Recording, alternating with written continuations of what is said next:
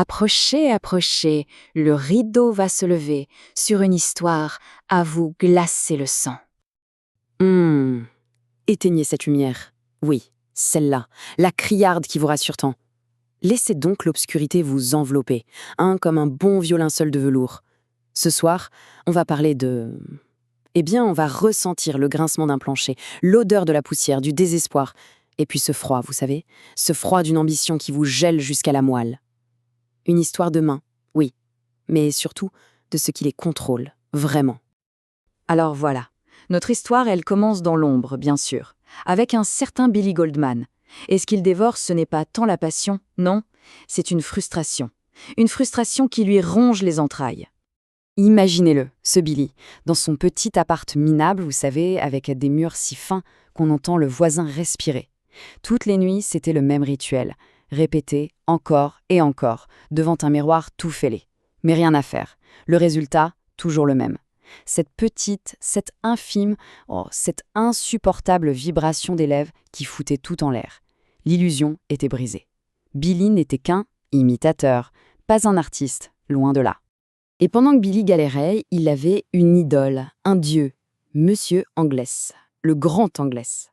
Un type qui, des dizaines d'années plus tôt, était une véritable légende. On racontait qu'il ne faisait qu'un avec sa marionnette, un certain Morty, un sale caractère d'ailleurs, et puis, pouf, au sommet de sa gloire, il s'est volatilisé, disparu. Cette frustration, elle le bouffait, le Billy. Prêt à tout, je vous dis, pour percer le secret d'Inglès. Alors il a fouillé partout. Et un jour, au fond d'une malle qui sentait le moisi, bingo, une vieille coupure de journal. Une toute petite mention sur le lieu de retraite du maître. C'était pas de l'espoir, ça, non? C'était de l'obsession pure et dure. Et le pèlerinage, il pouvait enfin commencer. Et quel pèlerinage! Ce voyage, il a été long, guidé non pas par la foi, mais par une obsession maladive. Avec l'image d'Inglès comme seule boussole, une sorte d'étoile noire qui l'a mené tout droit vers une maison qui semblait déjà morte depuis longtemps. Et là voilà la maison. Enfin, ce qu'il en restait. Une carcasse victorienne complètement délabrée. Le portail rouillé a poussé un cri, comme une âme en peine quand il a ouvert.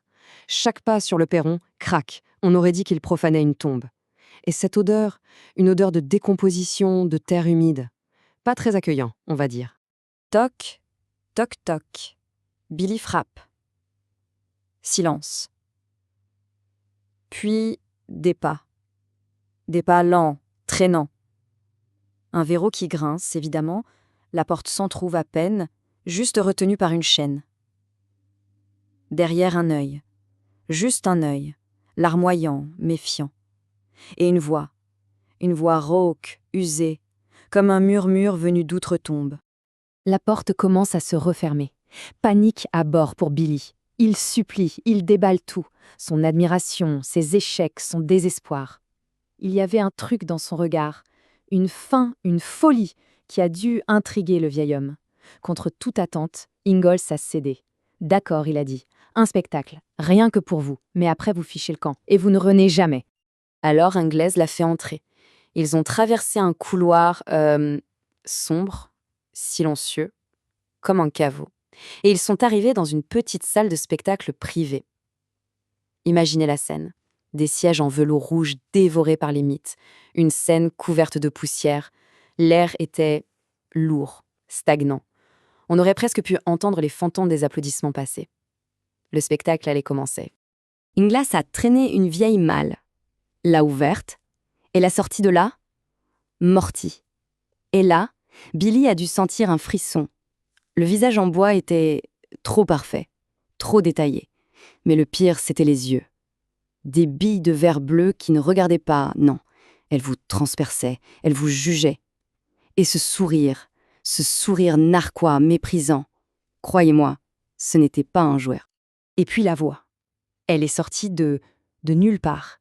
Claire, stridente, terriblement moqueuse. Billy a regardé Ingle. Ses lèvres, immobiles. Pas un frémissement. Rien. C'était tout simplement impossible. Et la tête de Morty, elle, s'était tournée vers Ingle. Un vrai regard de défi. La réponse d'Ingalls est tombée. Plate. Lasse.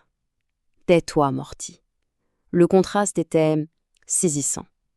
Et la marionnette, elle, a ricané. « Oh, allez papa, sois pas rabat de joie, on a de la visite, un petit jeune qui veut connaître tous nos secrets, pas vrai ?» Et là, crac, les deux yeux de verre se sont plantés droit sur Billy. Ce qui a suivi, ce n'était pas un numéro de ventriloque. Ça défiait la logique. C'était une dispute, une vraie, pleine d'une haine qui avait macéré pendant des années.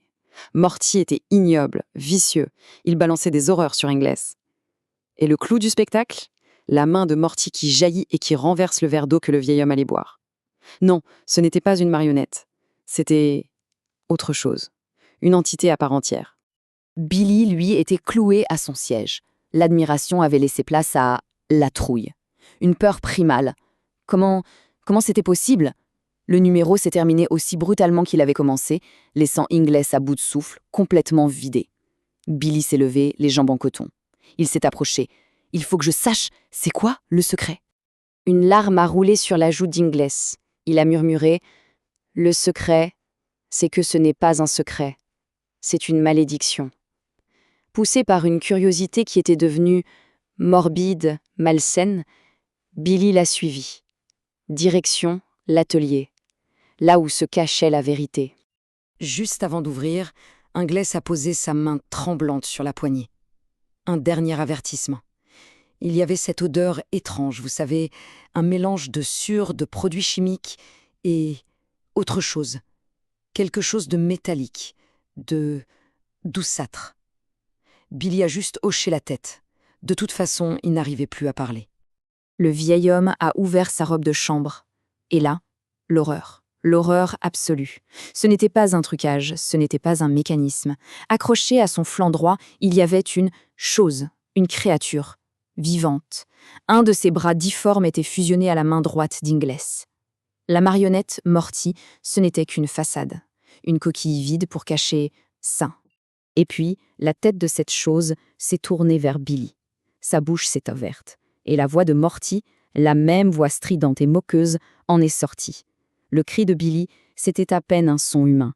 Juste la terreur pure, blanche, aveuglante. La réalité qui vole en éclats.